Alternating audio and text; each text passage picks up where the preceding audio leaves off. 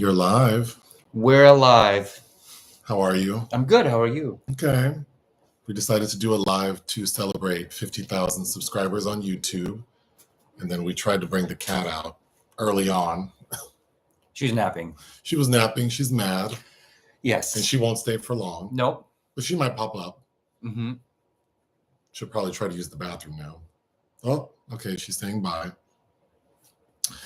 All right. So people wrote a lot of questions, which you compiled some that we'll try to get through. But one I thought we would start with, just for fun, is someone said we should do a who's most likely to quiz. Mm-hmm. Okay, here we go. Who's most likely to cry during a movie? We both do, but privately, in shame. Yeah, I don't make a big deal out of crying, but I cry often. Same. Who's most likely to start dancing out of nowhere? Me. Nick. Who's most likely to book a last-minute trip? You. Probably me. Who's most likely to say I love you first in an argument? Me. Okay. No? I mean, sure. Who's most likely to forget an anniversary but make up for it big time? Wow. I would for sure forget it. Make up for But it? make up for it, probably not. We get a discount dinner somewhere. A discount dinner. We don't get discount dinners.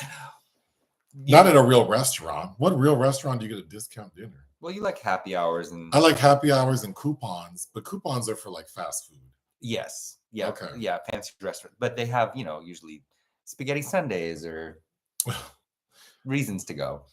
Yeah, but spaghetti Sunday is not cheap. That bill is like $100. It's not cheap, but it's a package deal. Who's most likely to plan a surprise secretly? Me. Who's most likely to get hangry and deny it? Who's most likely to strike up a conversation with a stranger? That's difficult. Context is important because sometimes you, sometimes me. Who's most likely to rescue an animal? Me. Who's most likely to sing in the shower like it's a concert? Me. Who's most likely to go off script during a serious talk? I'm not sure I understand what that is. We don't really ever have a script when we're talking in any context. Who's most likely to remember the little things? Me. Who's most likely to lead the next evolution of your shared life? Oh, that's a good question. I think I push for bigger changes, maybe. Yes. No? Yeah. Okay, there you have it. Oh, so wow. Okay. What are should we just start going through the questions you compiled? Sure. Okay. Get it. People are saying hello. I'm looking at the comments. People are in Portugal. Wow. Germany. Okay. I like knowing where people are from. Okay. So where to begin?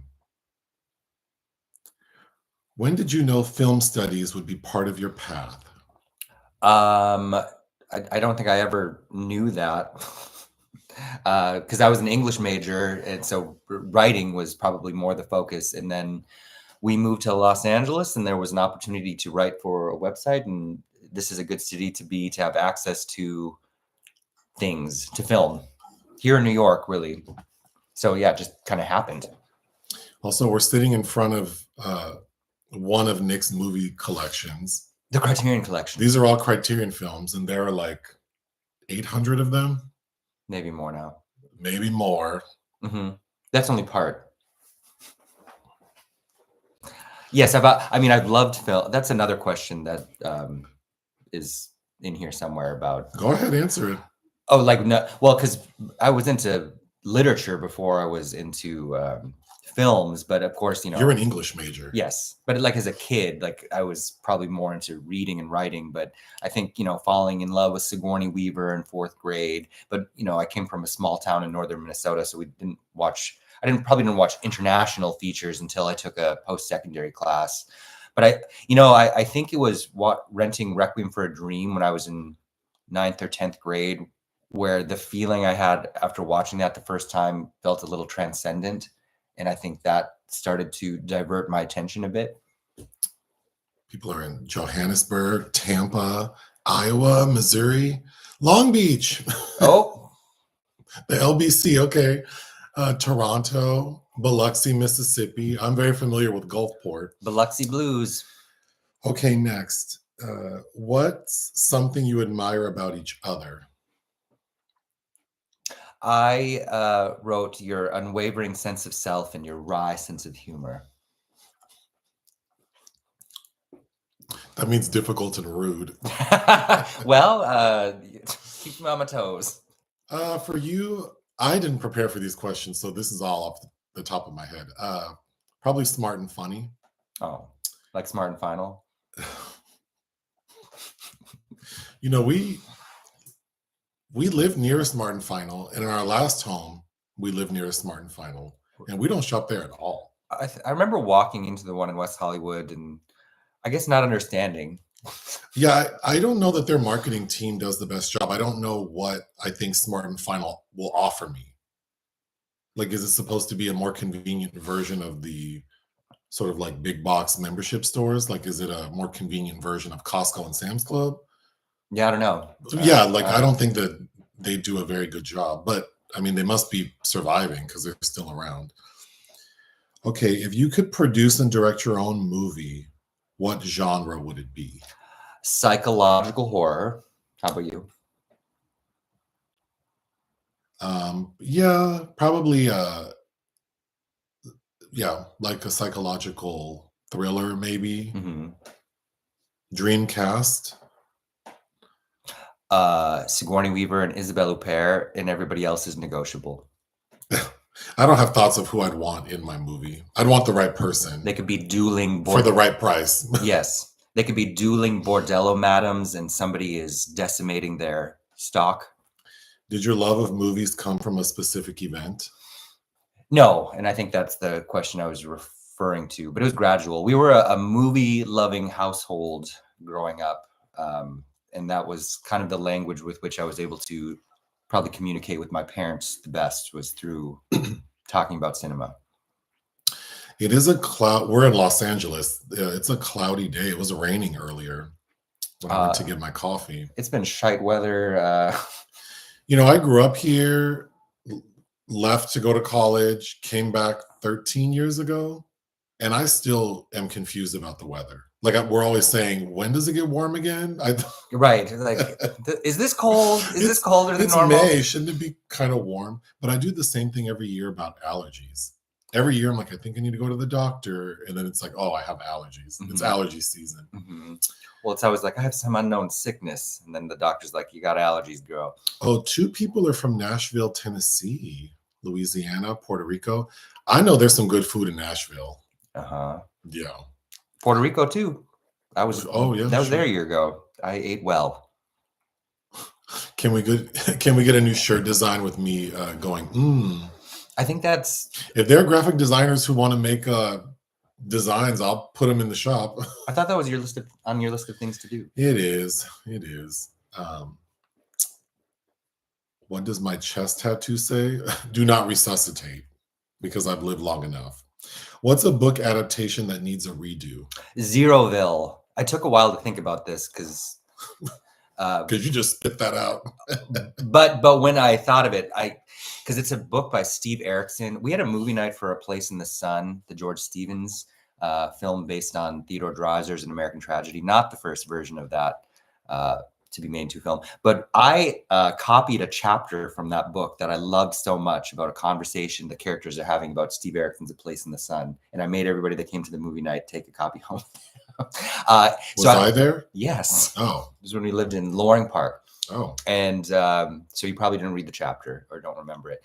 I loved that book so much. And then James Franco adapted it a couple years ago before his fall from grace. And I don't think that's a good film adaptation. Why don't we create our own rating system instead of just 1 to 5? 1 to 5 made sense to me. And then also it's more universal, like Rotten Tomatoes. Yeah. And like Rotten Tomatoes now will let you put anything, but like Letterboxd is 1 through 5. I like 1 through 5. I used to do 1 through 10 for my personal spreadsheet that I kept before migrating to Letterboxd, but I think having to go back and look through all of those ratings over the years, I don't know what I was thinking back in 2008 that made something a 6.5 versus an 8.5. Like, I don't know. It seems more succinct and. Well, also because I see some people are very specific, like they'll give 7.1 or 6.3. That's too much for me. Yeah. I don't think my feelings are that strong about something that I could give it such a specific score. What novel would you like to see adapted? I wrote down 3. Invisible Monsters. So you should have wrote down what novels would you like to see. You wrote these down. I did. In Invisible Monsters, the Chuck Palahniuk, which I think for years was, you read that book, you don't remember it, but I love that book. Mrs. Caliban, which was Philip Kaufman was trying to make for years, but then I think Guillermo del Toro's Shape of Water tossed that out. It's about a woman falling in love with an amphibious creature. And James Baldwin's Tell Me How Long the Train's Been Gone, I think would make about a bisexual actor at the center of it that I think would make a really great film. I'm trying to go through comments in the chat and the comments that you wrote down, but a lot of people are saying hi, congratulations, thank you. Nick, so far, how many movies do you think you've watched? Like in my life? Yeah, go for it. I don't know. Well, what do I have? 12,000 since 2008. So before that. So double it. Well, I was probably more reasonable. And then, having to go to school, you watch less. Someone commented, Nick did get the discount seafood sandwich in Berlin. I did. Oh, people are saying nice things. Will we review Exterritorial? I don't know what that is. Do you? I'm not sure. I didn't see where you were looking. Oh, well, it's gone now. Oh. People from Florida. People appreciate physical media. Yeah, like to hold it, caress it. Do you think you guys will grow enough to live from this channel? I mean, if I had beer bottle taste, we could live from this channel now, but yeah, that'd be but yeah, I mean, it's possible. I just, but I think that was never the ultimate goal either. That's not the final purpose, is just to live off the fat of the land either. But fellow English major, people are in Philly, Ohio. Ooh, what's the weather like in Akron, Ohio right now? I want to believe it's nice. Colorado, someone else is difficult and rude. Okay. Joseph, what would you do if someone picked the Tree of Life on Patreon? Throw a tantrum? Oh my God. You wouldn't. I'd remind them that I walked out of it, and why would they want to do this to me? But there would be, if they like me, huffing and puffing. I'd probably have to get you a treat and lure you downstairs. I'd probably guilt the person, but I would watch it. Well, the reality is I never finished it, so I probably should watch it. There'd be breaks. I own it on Blu-ray. Oh, people are in DC. Okay. Brooklyn. How is Aggie? Well, she was here for a second. She's gone now. It's nap time. Oh, someone's living in Japan. A lot of people live in Japan. Yeah. Are you guys ever coming here? I'd love to go to Japan. I'm sure that I could probably finagle an invite to the Tokyo Film Festival, right? I'm just going to go through my notes merch. I have to have notes. Well, that's also this become your segue. Yeah. When I don't know what to say. When you're tired of me rambling and you want to continue. Yeah. What director would you resurrect? Several. But what immediately came to mind was Marlon Riggs and Pasolini. Okay. Can I just say I am born in 82 and my husband is born in 77. So you guys are so relatable to us. Yeah, that's our age range. That's about our age range, yeah. So I'm a Zennial. apparently. A youthful Gen Z elder millennial. Is that what that is? Well, my beard's quite gray today. What is a sidebar?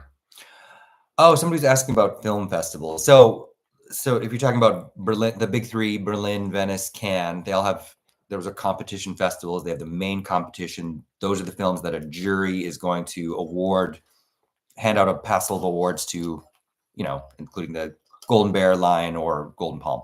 All those festivals also have a sidebar. So usually a separate programming committee, maybe a separate competition award jury is associated with them. So in Cannes, which is about to begin, in 10 days, they have the main competition and they have sidebars, including the Un Certain Regard, which is part of the official program. And then they have a whole other concurrent separate committee called, in English, the Director's Fortnight, which do or used to have awards, but it's not about that as much per se, but that's a whole different lineup of films. But again, it's happening at the same time. And then they also have Critics Week. That's another sidebar. And those are for first or second time filmmakers. Those are awarded something. And then there's something called a Seed that's also happening in the city. So if you really want to drive yourself crazy, you can be bopping around all day between these venues and these sidebars. What is one character trait you didn't discover until years down the road? You go first. You put this question down for yourself. So what was your answer going to be? Petty. That I'm petty? Yeah. Because you have a really questionable memory and you'll forget a lot of things, but you will remember being slighted. That's right. Yeah. I don't know what I would say. Years down the road. You can be honest. I don't mind. Wait, what was the question again? Something you discovered, a trait you discovered years later. Well, I don't want to start an argument. Ooh. A lot of people are asking about like what scores we gave films. If you look on Letterboxd, you can see. Yeah, we get that question a lot about what constitutes a 5 for us. What constitutes a 5?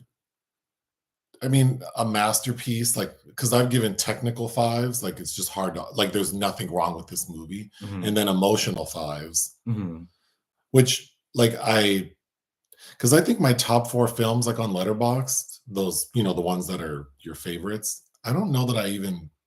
Are those emotional 5s? Emotional. Well, they're tops? all emotional 5s. They're emotional tops. Well, I think Bullets Over Broadway, there's nothing wrong with that movie to me. I did talk to somebody about that was like, that's Woody right in his descent into nothing. I'm like, I think, yeah, I agree. And Mommy Dearest, of course, is a flawed film, but it's a perfect movie to me. But yeah, I think there's like an emotional 5, like something that I just really connected to, and I could watch it on repeat, or something that's just brilliant. Mm-hmm. Like Singing in the Rain, I think is brilliant. Mm-hmm. That's not a movie that I would watch on repeat, but there's nothing wrong with it. So how can I give it a lower score? But anytime it's also a film, I think that anytime you put it on, you'll be drawn in and enjoy it. Yesterday we were talking, because I used to have a friend who, speaking about petty and cheap, who we would go out to eat, and he would never pay for anything, but he would always leave the tip. And his version of leaving a tip is he'd put and this is like in the early 2000s, he'd put a stack of $1 bills, like 10 $1 bills on the table. And every time the server did something he didn't like, he'd pull $1 from it, which I hated that. And then, of course, I would have to just go behind him and tip. But that's kind of how I feel when I watch a movie. Like, as it's going, I'm like, oh, okay, well, this is not a 5-star. And this is not a 4-star. This friend you're talking about was not a white person. Because that sounds, I don't know. Like lowest rated movie you'd like to see remade? I took some time to go through my ratings, and I landed upon Proud Mary. With Taraji? Yeah. Oh. Because I remember seeing that poster art for that is fantastic, where she has the fro with all the guns. Love that. And then I'm trying to make you more centered. Oh. There we go. There we go. Proud Mary. Yes, but the film is terrible. Mm-hmm. Do I own Burroughs the movie? Yes, I do. You were in the room when I was watching that, about William S. Burroughs. Yeah, I have that on Criterion Blu-ray. One director's filmography for the rest of your life. We've been asked that before. I think my go-to is Ingmar Bergman, just because of the quality and breadth of the number of films. So if I'm stuck, like I have a lot of films to watch, or a Woody Allen, but I'd be super happy with David Cronenberg as well, rewatching The Brood and Videodrome and Naked Lunch over and over again. Someone's in the UK. I was saying Thursday that I really wanted to go to London. Yeah, you've never been. So I need to make that happen. I was just there, kind of, to see Sigourney Weaver in The Tempest. Do you ever fall asleep watching movies that are boring to you? I fall asleep to movies that aren't boring. I'll be howling and giggling in a movie and all of a sudden fall asleep. Yep. More about the screenplay. I just did another rewrite. I think it's being read by certain people somewhere. That's all I know. But it could still be happening. It's out of my control. But every time that I'm requested to add or remove something, I do it for those people. And every now and then I hear back. Have we ever been to Austin? No. No, although that's where South by Southwest happens, I believe. I've wanted to go. Thank you, Jezariah. What are your thoughts on the films of Todd Solondz? Todd Solondz was my very first interview ever at the 2011 Toronto Film Festival for Dark Horse. Very first person I ever interviewed. I was terrified, but he was so lovely. Wait, do I know a Todd Solondz film? Happiness. With the scene with the semen at the end. Oh, the child molester. And Dylan Baker. Yeah. Happiness is excellent. Palindromes, I've been wanting to rewatch that. Yeah, love Todd Haynes. I think you'd like Wiener Dog. That might have been his last film so far. But yeah. How and when did you learn to bake? I was grounded a lot as a child. So, and I think my grandma would give us a ton of vegetables from her garden. So we had these huge zucchinis, like monstrous behemoth zucchinis. And so we wouldn't have to actually eat them in that shape, way, or form. I would shred them up and make chocolate zucchini cake. And then I was at home a lot, as I said, grounded for things I did as a child.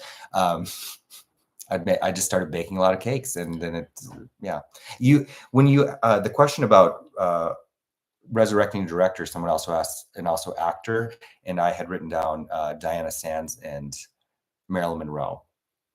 Thank you for that. Your first festival? Toronto in 2007. And favorite interaction with a celebrity at a festival? Probably, he's a celebrity to me. Paul Hamy. I met him when I went to the Costa Rica Film Festival, and he had The Ornithologist there, which I'd previously seen. And we started talking and then ended up hanging out together the whole time that we were there. It was fantastic. Wait, I just got lost. Oh, favorite Werner Herzog? Well, Herzog has different periods, but probably Bad Lieutenant, Port of Call, New Orleans. But I think you can't discount his films with Klaus Kinski, and probably Agira, The Wrath of God, of the Kinski cycle he did, is my favorite. Do you have a favorite? Of who? Werner Herzog.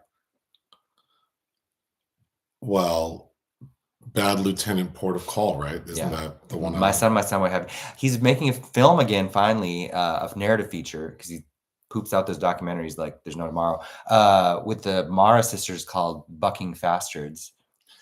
Who would ground Nick? Nick is bad. He's sneaky. He has a problem with authority. Oh, that's true. So I'm surprised he wasn't ever in juvenile detention. I did luck out a couple times. Mm-hmm.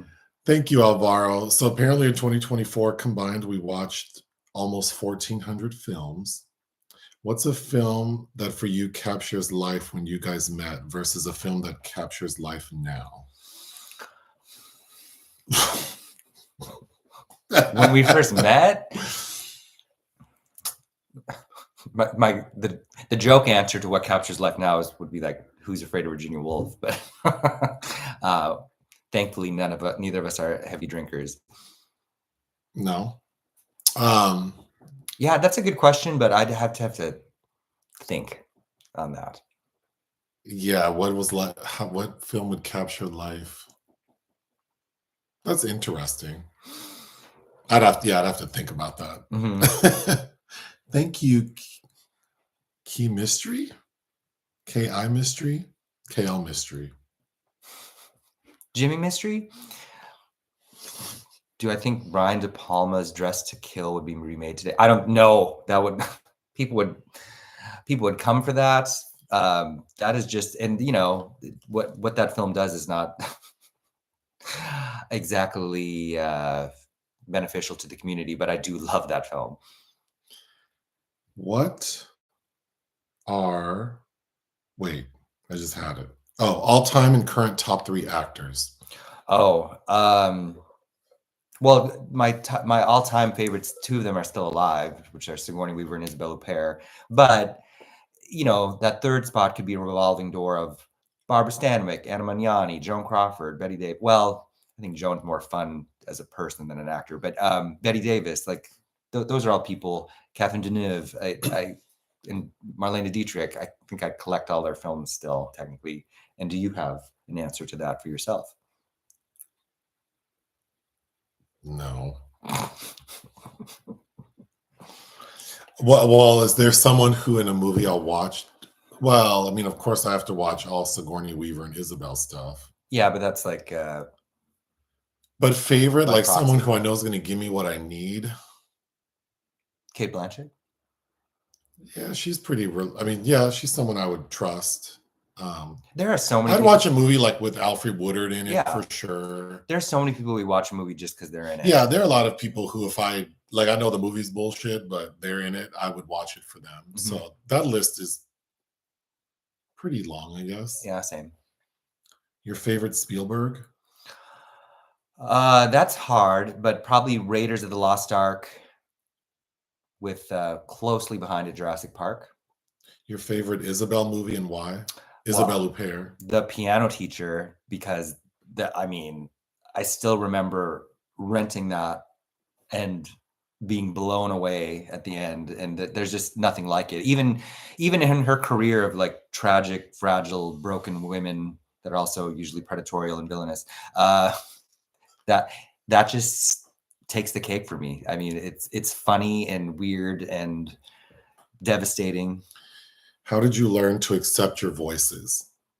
Does that mean like the sound of my voice? The timbre? Just listening to it all the time?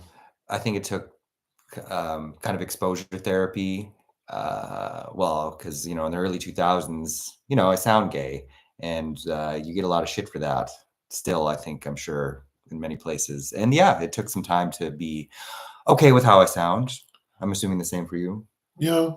Well, and feedback, like it's almost like it cancels out all the years of being told I sound like the way I sound is negative, to then be told I like how you sound. That, I mean, I don't know if a therapist would say that's not a healthy way to look at it, but it doesn't hurt that people will say that they like my voice. But also accepting that I can't change it, and I don't want to be quiet because I was quiet for so long, and I really regret. I always think about where I could be today had I used my voice when I was younger. But because I was afraid to draw attention to myself, because I got bullied, I made myself small. So yeah, I think like what a different life I could have had I. Which isn't really a helpful way to think. Well, and then I also don't know that I would have had anything to say. So it's like, I didn't use my voice because I was scared, but also it's like, what would I have said? What would I have done? I mean, I don't know that I have much to say today. I just, like. Well, we're all on the journey we're on, and it's all meant to be. But yeah, I mean, I think that what if I had a support system that magnified what I was good at? I do think professionally it helped me a lot to feel confident speaking. Because especially nowadays, witnessing some people attempt to speak to a group is a little painful. So it's a skill that, I think you just need practice doing, and that's for anybody. Who bathes Aggie, the Me. cat? Me. Nick. Yeah, like 99.9% of the time. I I think I bathed her like 3 times in her 7 years of life. Clean her ears, bathe her, put on her nails. Most memorable movie watching experience. That's hard because I've seen a lot of things. I don't know. The first thing that pops into my head is when the first time we visited LA together, like before we moved here, we went to go see Burlesque at Universal City Walk. And for some reason, I felt like we had really made it. Or like this was like peak experience. Like we're watching, like we're in this cool setting. Next to Bubba Gump Shrimp. Well, and like we're watching this movie that's set, like the story is set on the Sunset Strip. So it's all Hollywood and glitz and glamour, for what that movie could give. And then we're like in this cool place. And I want to say that on that day that we went, there was a concert happening. Was that kid from American Pie there? It was, there was some Thomas Ian Nicholas or something. Someone we recognized was like doing some performance because Universal City Walk used to have a stage with concerts. I think after COVID they stopped doing that, but it kind of felt. That's the first thing that popped into my head. That was a good movie going trip, because we also saw Bad Lieutenant at the Beverly Center when they had a theater. Oh, the Beverly Center used to have a movie. That's so crazy to think that now there's no. And we also saw that Kevin Costner movie, The New Daughter. And we saw The Private Lives of Pippa Lee. And for the life of me, I can't remember what theater that was at, except it looked like it was falling apart.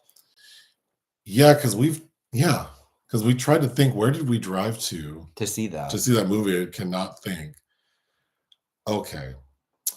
What film means to you on a personal, philosophical level? What does film mean to you on a personal and philosophical level? Well, I think that, like literature, but in a visual medium, it reflects humanity between each other and across cultures and eras. And I think that there's nothing we've created that's quite like it, being able to be immersed in a story about somebody that you'd think, or something that you think is completely not related to you, but then realizing that, yes, this is exactly like I'm also part of it. I mean, to me, cinema is the connective tissue of humanity. That's what it means. That's what it means to me. That's nice. What about you? A 90-minute to 2-hour commitment. Yeah, that makes me anxious. That too. Someone's in Morocco. Whenever I think of Morocco, I think of Ab Fab. When Safi wants to go with Patsy and Eddie to Morocco, and Patsy goes, "Let her go to Morocco. We'll go to Marrakesh." And Safi's like, "It's the same place, bitch." People are saying nice things. Congratulations. Thank you. Are we going to release more merch? Yeah, I just need more designs. I was working on it, and then I guess something happened. I don't know. The artwork got stalled. I don't know. So yeah, if there are graphic designers who want to make artwork, I guess you can reach out. Okay. Favorite genre, past, present? I think my go-to is horror films, but I like them all. As I've grown, I've discovered maybe a love for Westerns that I maybe think I didn't have as a kid, but yeah, horror. If I'm given a list of like 10 movies, horror would be the one that gets my attention the most, or something that's like queer or trans would get my attention. Yeah. Like when you give me the film festival listings and tell me to pick some I'm interested in. What's the gay shit? It'd either be the gay shit or like trans shit, but horror first. Oh my goodness. Okay. Everything you can say about how you got the cat and what she's like. Well, we bought her, so a breeder, and we bought her with her brother here in LA. Was it El Sereno? Yeah. I think we bought her let me not say that. Yeah, it was in LA, and And bought her with her brother. The- And who did we buy first? Her? Her. So we had the intention of just buying her. And then we got her home. I thought, oh, I thought she seemed lonely. So we went back and bought her brother. They gave it. They said, and I should have known because the breeder was like, oh, take him. He's well, they're like, we'll give you a discount on this one. And I should have known why he was discounted because he was a problem. And you like discounts, so. I do like discounts. And we've told the story before, but the brother drove me and her crazy. So we got rid of him. Nick flew him to Minnesota. I hope to never fly on a plane with an animal again. To have my sister-in-law take care of him. Yes. And he recently died. Yes, he had a very large heart. Yeah. Mm-hmm. But she loved him, so he had a good home. She did. She was close with him. And she has a nice home, so he lived in style and fashion. But yeah, Aggie's still kicking. I'm afraid she's going to live to be more than twice her age. That's my fear. She's pretty spry. Playful, spry. What is she like? She's not very friendly. I think she's very loving. She is to me. She has a routine because she sleeps. We've trained her to, I guess trained her to sleep in a room. So she sleeps at night. Mm-hmm. So in this house, she sleeps in the bathroom downstairs. And in the morning, we let her out so that she doesn't disturb me while I'm sleeping. So that works well for her. And she sleeps pretty much all day. She's hairless, so she's cold. So she's always wrapped up in something. And then at night, she kind of comes alive. She's she's chatty. She's a chatty girl. Oh, that's probably the biggest thing. She talks a lot. And I think it's because we talk a lot. And I think she's mimicking us. Yeah. Yeah. Because if we're having like a heated conversation, well, not even heated, we talk a lot that isn't arguing, but we'll have moments where we're just talking for like an hour nonstop. And she seems to really enjoy that. She'll just sit like in between us and she seems very calm. Yeah. But slow blinking. Yeah, but she talks a lot. The older she's getting, she's less zoomy. She still gets zoomy, but it's, and then around midnight, she knows what's coming. She knows what's coming. So it's kind of cute to watch her because she'll come upstairs into the bedroom. And because normally if you try to hold her like in the bed, she doesn't want to do that. But at night, she's okay with it because she doesn't want to go downstairs yet. But around midnight, she kind of knows. She'll just walk down there and she gets out of the room sometimes, and she's smart because she'll know that I'll snatch her ass and she will creep around me to bother you. Yeah, she knows to not wake up Nick because he'll grab her. Versus me, I'll just ignore her. Yeah. Okay. Most awkward celebrity encounter. Do you have one? I think I've said Rita Wilson, who looked like I was trying to rob her at that play her husband was doing in some outdoor venue in LA. Was it Henry V? Yeah, she looked at me like she'd never seen such riffraff in front of her. It was bizarre. Well, I had a previous life where I worked with a lot of celebrities. I had two previous lives where I worked with a lot of celebrities. So I have a lot of thoughts and memories. What's an awkward one that you remember? God. Or pleasantly awkward? I've tried to. You can come back to it as well. The first story that popped into my head is I used to do Belinda Carlisle's hair. And she was very stingy she was very specific about the products she wanted to use. Oh, she brought her own. So she brought her own, and it was Kerastase. And this was years ago, so, but even back then, you could find Kerastase at like TJ Maxx. Diverted, but still it's there. And she would have it in her purse. And so when I would wash her hair, she would make me hold out my hand and pour the product in my hand. Because I guess she didn't want me to waste it. Like, girl. I remember feeling kind of like, no, I didn't love that. I remember you had awkward from that period in life. There was also Isla Fisher and Rose McGowan and Rose McGowan, Rachel Lee Cook. Very difficult. Yeah. I have lots of little stories, or just like big celebrities.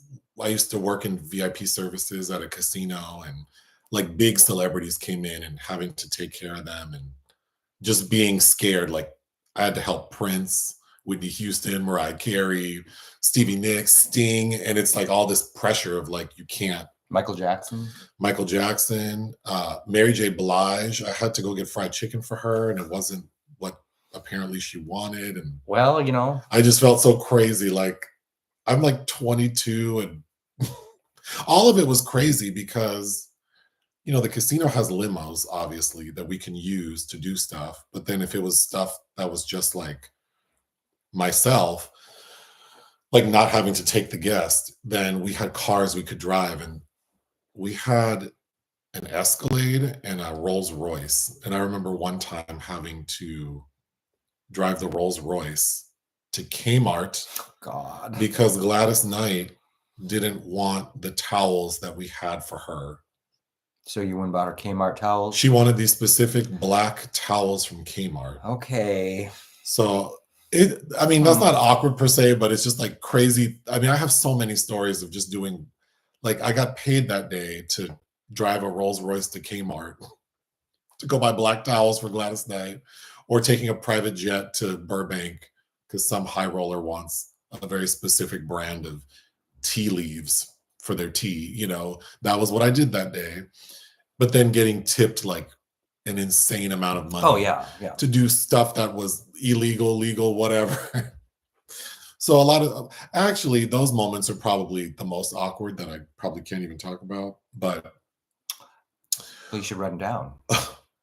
Another film you'd have liked to do your thesis on, because you did a thesis on Suddenly Last Summer. So what would have been a different film? Possession, the Zulawski, Isabel Johnny, Sam Neill film. Probably. Oh, someone's in Southern Maine. I always joke that I want to move to Maine, but I've never been there. But in my mind, I think I would really love Maine. The land of Stephen King. Someone's asking if we're going to answer some of the questions that were pre-submitted. That's all I've been doing. I'm looking down. Well, this is delayed too. Where you're going. Oh, it's delayed. Okay. I thought someone was trying to get me. No. Let's see. Favorite place to go in my mind, or like travel? The compartments. The darkness. The compartments. The shame rooms in my mind. Probably Berlin is my favorite city to go to. But kind of end up going to the same places every year. But I would love to go to Portugal. I would love to go to Spain, Barcelona. Yeah, there are a lot of places. Is there a singer you like as much as I like Janet? No. I'm not I dabble a little bit in everybody. Like I like some Beyonce, I like some Dolly Parton, I like some Florence and the Machine. But the people that I have on repeat in my head movie would be like Ladytron and Vitalik and stuff like that. But no, I don't have a devoted pop diva. Kylie Minogue was just in LA last night. I do like Kylie. I didn't see her, but what makes a well-crafted comedy? Ultimately the writing. And if not the writing, I think that you're dependent upon the persona of the comic actor maybe that's in it. But in my mind, I go to Bringing Up Baby, the Howard Hawks classic with Katharine Hepburn and Cary Grant, and it's just like where everybody's kind of firing on all cylinders, and everything about that film just pops for me. But comedy, I think comedy's harder than drama. You have to make something that's well rehearsed, like any comic will tell you, and make it seem effortless, but there's such effort behind it that it's kind of depressing to have to think about the amount of prep you have to do. How do you feel about streaming versus going to the theater to watch films? Well, if you're streaming a movie, you're not paying full attention because you're probably on your phone, you're getting up and doing something. And I think as a result, a lot of streaming films are made a lot of streaming films are made with that in mind. Mm-hmm. So I think it's great. I think streaming is great, right? Because we have access to a lot of stuff, and more people have an opportunity to have their films shown Yeah. or seen by people. But to be in a dark, quiet space where the expectation is that you don't have your phone on, even though people still want to be on their phone in the theater, is obviously the ideal scenario to watch a film. Yes. So in the shared womb together. Yes. Thank you, Brandon. Have you seen Memories of Murder, the Korean film? Yeah, of course. Bong Joon-ho. There's a nice Criterion release of that now. I think I still have my old copy of it, but Is it possible to get another compilation of Nick saying movie titles? Yeah. Well, someone made that for us. Yeah. So if someone wants to make one and send it to us, I'll post it. Because I also thought that was really cute. Okay. What is your favorite part of fish jelly? Does it look like how you hoped when it started? Favorite part? Working with you. I do enjoy watching films and talking about them with you. Yeah, that's still my favorite part.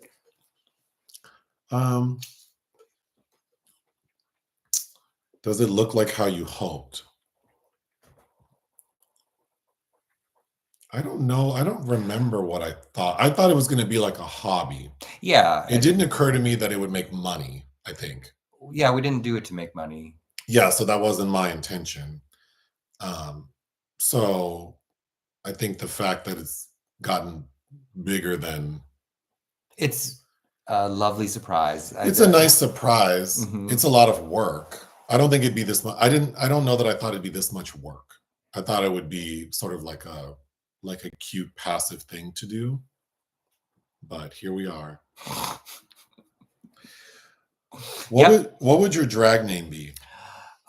Deleterious.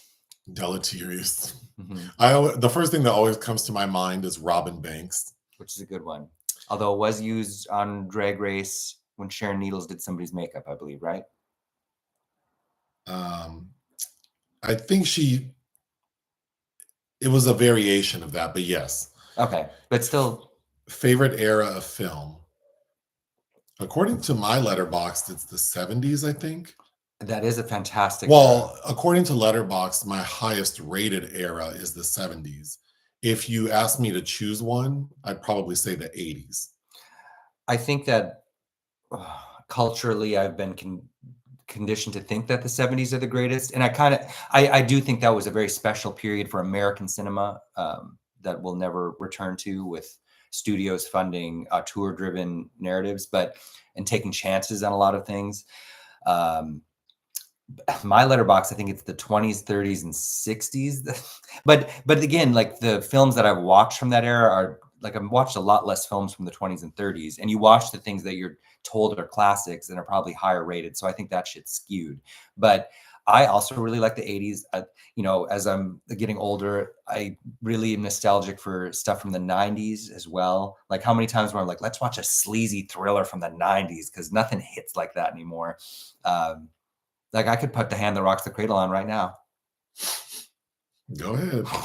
Someone's in New Hampshire. I also think, I just think New England sounds really like my speed.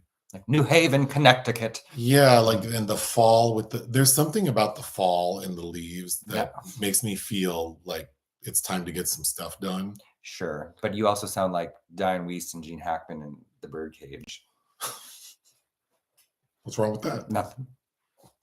Your voices are beautiful. People are saying nice things. Thank you. Merci. Thank you, Daquan Rose. It's amazing how Joseph can never seem to remember and Nick can't really forget.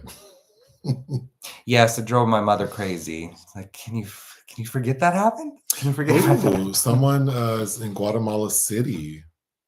Well, I've never been. I really don't know how old kids are.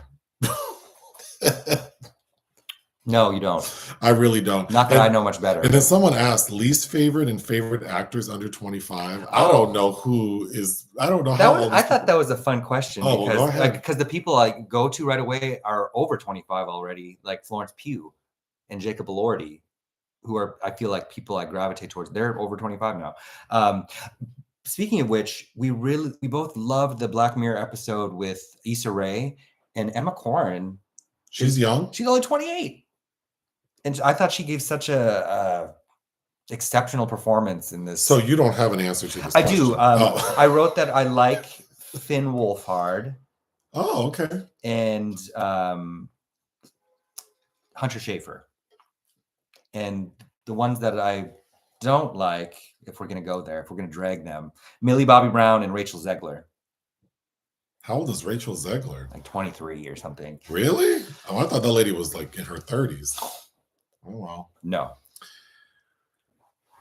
Oh, adventure movies. Yeah. I like a good 80s adventure movie. Yeah, Westerns are great. Wild Bunch is fantastic. The Oxbow incident. I remember, was it in Mirabella magazine? Sigourney Weaver did an interview in the early 2000s. She related how Clint Eastwood approached her. They were at Cannes, and he was shopping the bridges of Madison County, and he approached Sigourney before Meryl Streep, and she relates that she made Clint Eastwood mad because he was at Cannes, I think, with a restoration of Oxbow incident or something. She's like, "Oh, I didn't realize you remade that." And he got all huffy, like, "I didn't remake." Gays love horror. They really do. Mm-hmm. You feel so seen. What's the worst job you've had?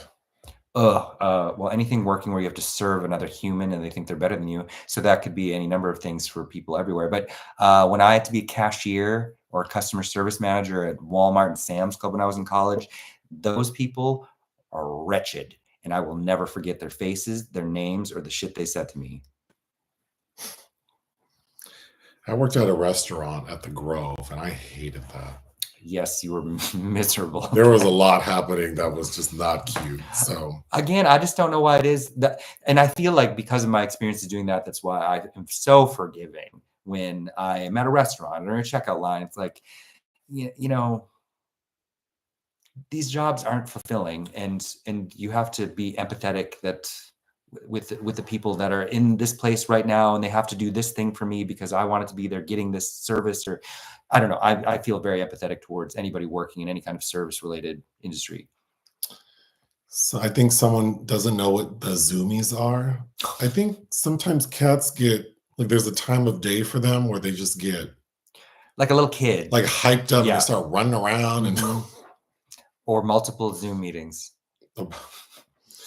Favorite Disney Channel movie? I couldn't name a Disney Channel. The Watcher in the Woods? I don't know. That's not a Disney Channel movie. I miss the days when Disney made like some wacky dark shit. But like modern Disney Channel movies, we don't have a subscription to Disney. So I actually I think I bypassed that mentally, that question. Who's your favorite male actor? I like Willem Dafoe. I like a lot. We both really like a lot. I like Jack Nicholson, Brando, the Brando picture. There's a lot of them. Least favorite Sigourney Weaver film? It's hard because she's never done anything bad. Probably Deal of the Century, knowing that Chevy Chase was such a dick to her, and she, I think, was clearly underutilized because she's proven since that she's quite adept at comedy, and that's just not a very good film, unfortunately. And directed by Friedkin and co-starring Gregory Hines. Like, yeah, I'll blame it on Chevy Chase. Did you have a specific career goal in mind? As a kid, for years, I've always loved cars and wanted to be a bus driver. And then that transitioned to wanting to be like a car salesperson. And then at a point it transitioned to, I knew I wanted to live downtown. Where? It didn't matter where. I just wanted to live like downtown. I was a kid. So like in my mind, I want to live downtown. Big buildings are. I want to dress nice. Like Petula Clark. And I want to have a suitcase. And I remember always wanting to take the train. But I grew up in LA. There are no trains. I mean, there weren't trains being used. So I had in my head that whatever I did, I wanted to have a briefcase, look nice, and get on the train to go downtown. But currently, I don't dream of work, so I don't want to do anything. But but I will say, we're not lazy people. No. Like, we do work a lot, so I I don't have a problem working, but I would love to just be able to sit somewhere. I want to sit my ass down and stop. Mhm. Was it your love of cinema that brought you two together? No. Mm-mm. Um, I remember you were about to turn 30 when I met you. So I invited you to my place that weekend, and you decided. I made you cake. You decided what you wanted to do. I remember where we had dinner, but the two movies. where do we have dinner? P.F. Chang's at Southdale. You know I like P.F. Chang's. I do. Yes, I still remember. Yeah. Anyway, But there's only one here. What is that? The one in Sherman Oaks? yeah. But that mall is sad. Yes, And it's unfortunate because that mall also has a Cheesecake Factory. that's And right. it's still sad. The two movies that you wanted to see that we had to choose between were High School Musical 3 and Saw 5. I'm a class act, baby. I was like, okay. I'm a star, baby. Haven't seen any of these previous ones at that time. Who cares? You don't need to. And then we went to Hollywood Video. I made you omelets in the morning, and we rented this sci-fi film called The Signal and that Paul Mooney special. Was it Negro Damas? Oh, Was that yeah. So, someone said I need to write a book. For a while, I was jotting down my memories. Do you still have that file? I do, but then it's like, how could I mean, you can't really publish something like that, like calling out specific celebrities. I couldn't. You can when they die. Maybe. Some of them are dead. Well, and my memory's going, or I mean, it was already gone, but I probably should continue to write down things as they come to me, but yes. Yeah. Have a pen and paper by the bed. You love Algonquin in York, Maine. Oh, Algonquin. What is Elvira's cat's name? Algonquin in Elvira, Mistress of the Dark. And wasn't that the Dorothy Parker, the Algonquin Club that all those hoity-toities were? I'm hesitating answering questions I know we answered in the 5K live because, or even the last live we did, which was what, 2 years ago? Okay. Because I feel like my answers might evolve. I don't want to seem crazy. How did we meet? I think basically a mutual friend introduced us at a bar, but we had seen each other around for at least a year beforehand. But we kind of, he was ignoring me, I guess. But I remember the first time I saw you was at downtown St. Paul at a bar at the time it was called Tricks. It then became Camp, which the tagline was a good place to pitch a tent, which I thought was cute. And I don't know if they're still around, but you were alone, and I was dating someone else at the time. But I remember seeing you. Of course you do. Mm-hmm. Would we ever review the new season of Black Mirror? We've talked about 5 episodes on Patreon. Mm-hmm. So not individually though. Anyway. I think our Patreon's pretty good.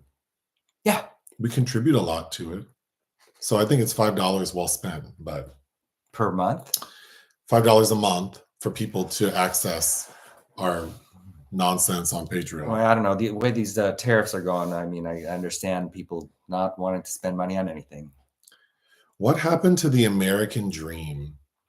I think that maybe people's because what is the American dream? To get married, buy a house, have 2.3 kids and a dog, and work a job for 50, until you retire and get a pension. And obviously a lot of things have changed, the value of the dollar and all the things that have changed, but also maybe there's a book called The New American Dream, and it talks about this because that formula may not be for everyone, and that's okay.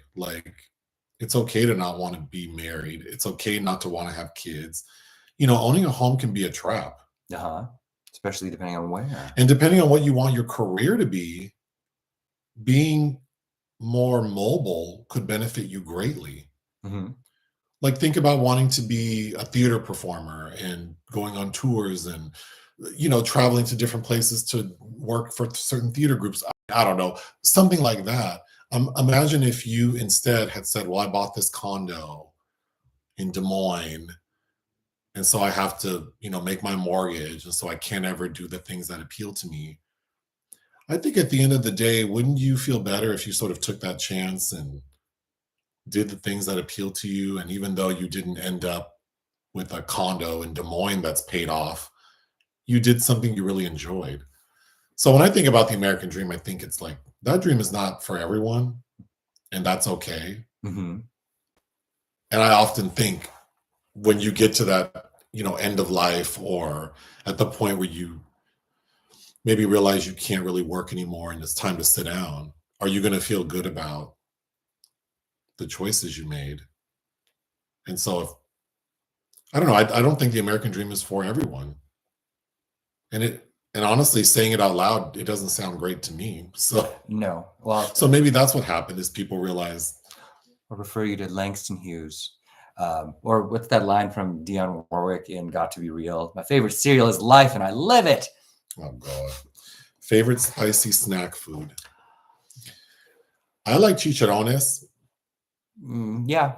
So and sometimes they come with, they say they're hot, but they're never hot enough. Also, I like to go to World Market, Mm-hmm. and they have a lot of gummy snacks that are covered in tahini. I like that. Of course, salsa, like chips and salsa. Mm-hmm. Yeah. Well, I like spicy food a lot, but like hot snacks. You'd think I'd like Takis, but I don't. They taste like chemicals. Yeah, To me- Takis. to me, Well, I mean, I'll eat Takis, but you Well, can't sure. eat a bag. You might eat like a handful, but yeah. Cruises. What's your favorite port to visit? I don't even usually get off the boat. I didn't get on a cruise to keep getting on and off of it. I just want to stay where I am. Not The even, whole point of why I like the cruise, I don't have to think about anything. not even go to the pharmacies in Mexico. Oh God.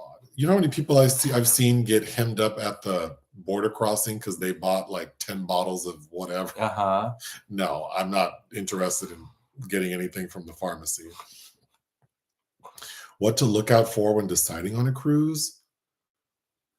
I mean, I guess now that I've done a regular cruise, it's like, do you want to be around children? Because if you don't, then you need to do an adult only cruise. So like a virgin cruise, which is what I'm doing in a few weeks. Kind of an ironic name, right? Yeah. But yeah, I don't know though. I mean, now I guess if there's some cruises make sense for some people, like those ones that go to Hawaii where you can hop off at each island. Mm-hmm. So like if you've never been to Hawaii and you want to check that out, that might be appealing. Or if there is a port or place you'd like to go to, you could wrap that up in a cruise. To me, spending the day at a port seems stressful because everything's rushed. Yeah. But a lot of people get off the boat and they do tours. I would recommend that whatever tour you book it through the cruise line. Do not book a tour outside of the cruise line, because if you book a tour through the cruise and something happens, like the bus you're on breaks down, the boat won't leave. The boat won't leave anyone who's on one of the tours they book. But if you do some other outside tour and something breaks down and you're late getting back, that boat's going to leave. So that'd be my advice, because every cruise, every stop, people get left. Yeah. Which would be, it's not catastrophic. It's just now you have to figure out how to because you get to the next port. You can fly to the next port or get there potentially, but okay. How much time in jail would you do for $20 million? Not long. Well, is it jail or prison? Yeah. Because I understand prison is the better experience. In Norway. For 20 million? 3 years? I don't know. Time is precious and I want to enjoy the money. So, and I'm not afraid to work. So I don't know. Not a lot of time.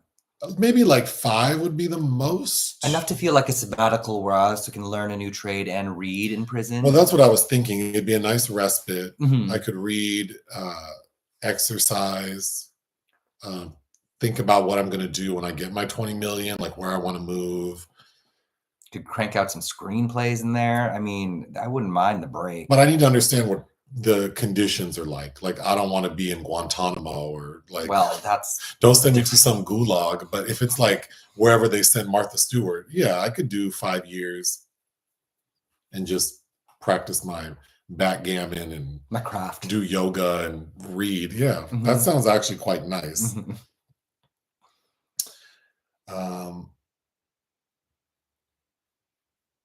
Again, there are a lot of questions about highest rated movies, lowest rated movies.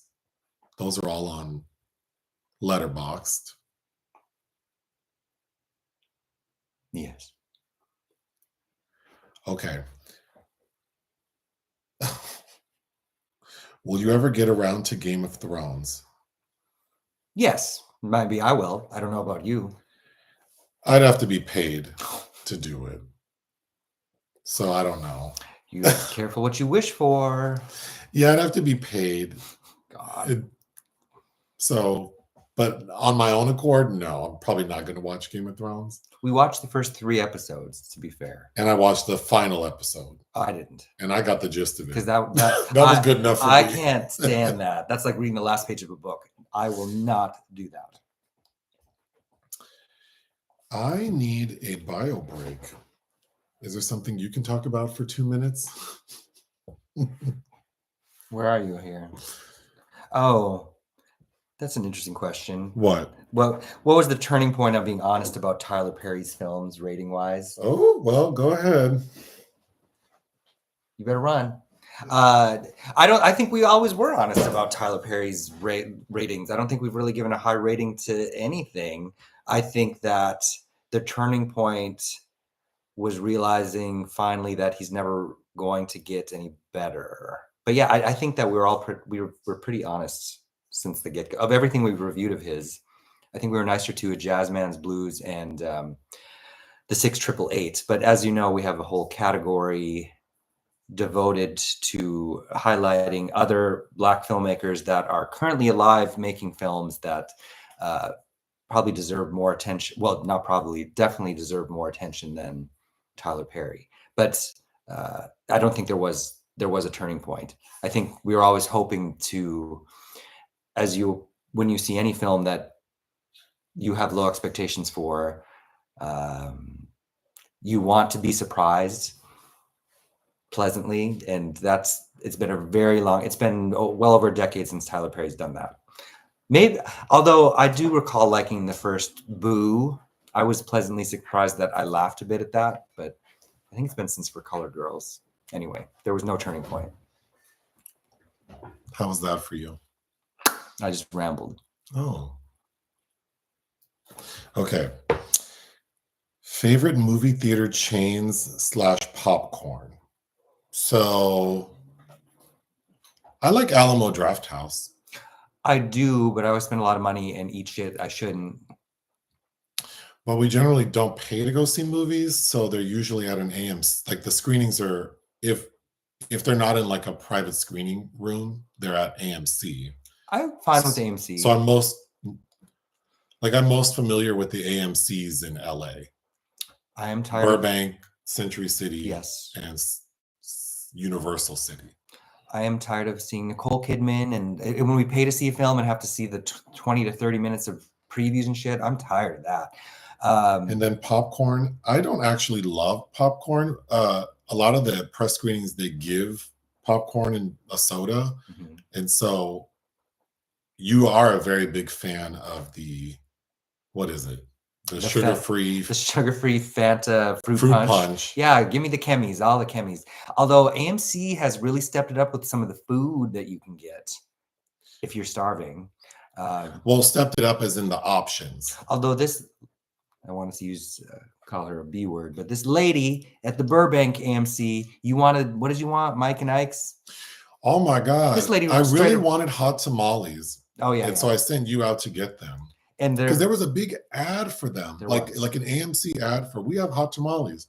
So Nick goes out there, asks It's very stressful. It's busy. It's before Thunderbolts. he asked the cashier, "Do you have hot tamales?" And she Because told there's- you no. Because there's none at the display right by her. There's a, I don't know if you've been at the AMC Burbank, but there's people, there's cross traffic, and there's all these press journalists that are self-important. And she told me, she looked me straight dead in the eye and said, "We don't have those." So I said, "Okay," because I thought she could charge me for them and tell me where they are. I'll go run and grab them. So you came, I could see you walking up and I could tell you didn't have them in your hands. So I'm like, okay. You better go. He said, "Turn right back around." Well, no, I said, don't let me go out there and find hot tamales. I was like, you won't, because this lady that works. So sure enough, I go right back out there and there are two huge like end caps of hot tamales.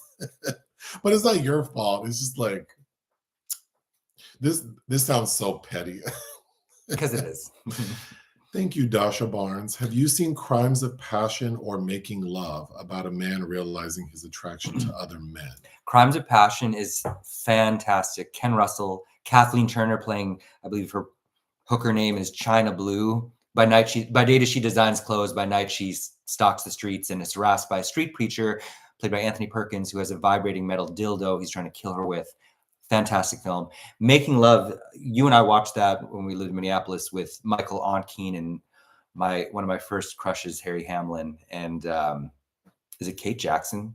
Is that the Charlie's Angel, or is it Jacqueline Smith? I forget. That I don't think that's a good film, but I think it was trying something for sure. Most anticipated film for 2025? Dust Bunny, starring Sigourney Weaver and Mads Mikkelsen, directed by Brian Fuller, and also the new P.T. Anderson, One Battle After Another. The poster art that's come out for that, and it's based on a new Thomas Pynchon novel that I need to read. But what's her name with the pregnant belly? The poster art for that was killing me. I loved it.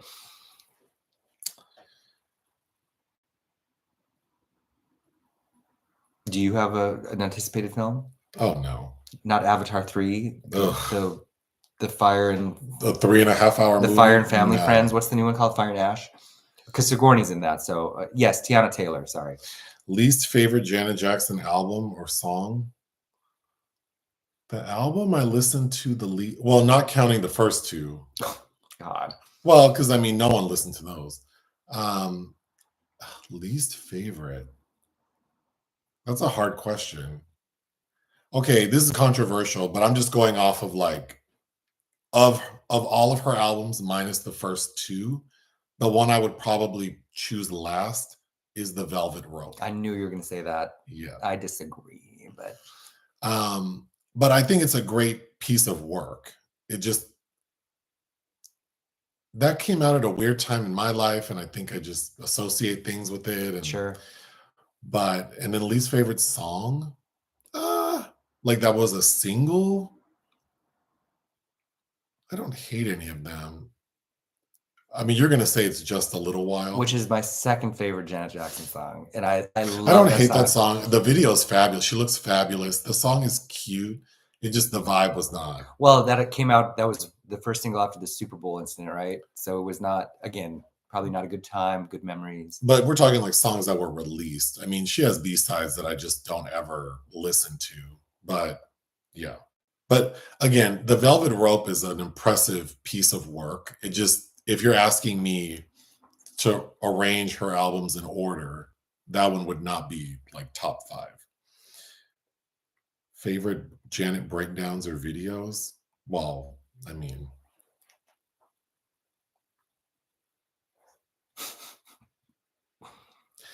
I really liked the Rock With You video. And then breakdowns. I mean, of course, If. Mm-hmm. I like Feedback. T-Backs, the video for that I love too. The All For You breakdown. The Rhythm Nation breakdown. I mean, my favorite video, well, technically it probably would be the Rhythm Nation 1814 short movie. I had that VHS as a kid, and my poor sister, she could testify. I've made everyone watch that thing a million times. Mm-hmm. The Scream music video I have fond memories of. Oh, sure. Yeah. I mean, I mean, talking about iconic things, that's Yeah. pretty iconic. What movie series or franchise would you binge watch? Well, I think we both really liked House of Cards. So that I remember it was fun binging that. Well, movie series. Oh, movie I series? think they mean like a movie Wow. franchise. The original 4 Alien films. You still need to watch all of. You've only seen the first Harry Potter. Somehow we have to get in. There's no way. Lord of the Rings. Someone would have to pay me to watch Harry Potter and Lord of the Rings, and Star Wars. You have seen those. I did make you binge those before the 2015. I forget the name of that. The title. Introducing us to Daisy Ridley. We binged like 1 year. We're like, let's watch all of the Nightmare on Elm Street movies. Let's watch all of the Friday the 13th movies. Let's watch all the Halloween movies. We didn't do Friday the 13th. We didn't do Friday the 13th? No, because there are some that are missing from my viewing experience, which is fine. We did that with Halloween was fun. Nightmare on Elm Street, they get a little blendy. Current celebrity crush. I don't think I have celebrity crushes. No. Yeah. No, I don't. Usually it just, if somebody pops up in a couple things that are released around the time, it's like I find my mind kind of returning to them. So maybe like this month, like Chloe Sevigny in my head because I just watched back-to-back films with her. But celebrity lookalike. You get a lot of similar people all the time, it seems like. I think people want to say that any other brown person, brown man, I look like, which usually is a compliment because they're much more handsome than I am. But I find it embarrassing because I don't look like Omari Hardwick. Like, so it's, I think people are being nice, but it's kind of like, it's uncomfortable because it's like, we all know I don't look like that man. There are similarities. Yeah, but it's like, it's people trying to be, yeah. But I appreciate people trying to be nice. I was just in DC and an older gentleman came up to me and said, and I was wearing a hat, looked just like this, but he said I look like Patrick Swayze, which made me feel nice because when I was a little kid and I had a lot of hair, my grandma would tell me that. Oh. I was like, oh, that's a reference from a certain viewpoint, but yeah. Favorite free movie merch? You know, during COVID, snacks. Well, during COVID, who was sending really nice boxes? It was those Blumhouse films. There was like a sequence that we were getting. Well, you were getting very nice curated boxes that had like alcohol, snacks, candles, shirts, candles. Candles and snacks are the perfect gifts. So I really liked those days. Well, I didn't like those days, but that was well, those days for merch. Somebody's marketing attempt to bring us together. But nowadays, it's just popcorn and soda. Although that Glenn Powell shirt I've worn a few times. I think it's funny. Yeah, sometimes the shirts are. But Glenn Powell is not my celebrity crush. I just think it's a funny shirt. And we also have that thing from Sonic the Hedgehog, that Knuckles doll that I had to hide because the cat gets upset. Oh, I forgot about that thing. We can't have like toy. If she likes to she gets very concerned when we give her toy animals, and she didn't like Knuckles. Do you have a current food obsession? Oh, are we seeing a movie later? Yeah. At what time? I don't remember. Oh, we might need to end this. I think, well, we're going to go see that Alec Baldwin movie, Rust. The only press screening was like at 10 a.m. I'm like, I'm not going to that at 10 So we have to go. I think it's at like 1 o'clock maybe. And it's 12:18. Okay. Favorite or current food obsession? Oh, I'm hungry right now. I could go first. We just had banh mi again recently. I want some of that. Well, pizza is like a forever obsession. Chicken sandwiches. I do like spaghetti sundae. Mm-hmm. We were on a vegan Thai kick for a while, but we haven't been to Bhulan in a while. Ooh, I could go for that right now. Some of those chicken sticks. Is there a song you've been listening to recently on repeat? God, what have I been listening to?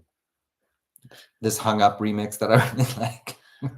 I've been listening to, well, I discovered a YouTube channel called We Sound Crazy, and it's for guys who are like music industry, like executives, songwriters, and so they have a lot of connections to specifically R&B artists. And so they interview a lot of really cool people. So I've been watching a lot of their episodes.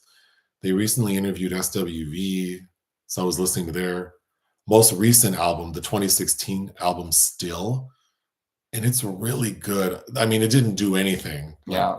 commercially, but I listened to it like front to back last week and I was so impressed. But at the gym, I really like Abracadabra by Lady Gaga as a gym song. Sure, it's a catchy song. How she pronounces how she says road. There's a line where she says road in that song, and for some reason it just drives me crazy. But about 2 weeks ago, I think I was listening to Pink Pony Club on repeat for maybe just a day. Do we wear each other's clothes? You're more inclined to wear my clothes. When you're gone, I'll wear your clothes. But I can't fit your clothes. We're the same height, but I'm like 30 pounds heavier than Nick. I actually have more, probably like 50 pounds heavier. Well, how much do you weigh? 160. Oh, so I'm like 50 pounds heavier. You have some things I'll wear when you're out of town. Like that Janet Jackson song, just a little while. And I'll wear your cologne sometimes too.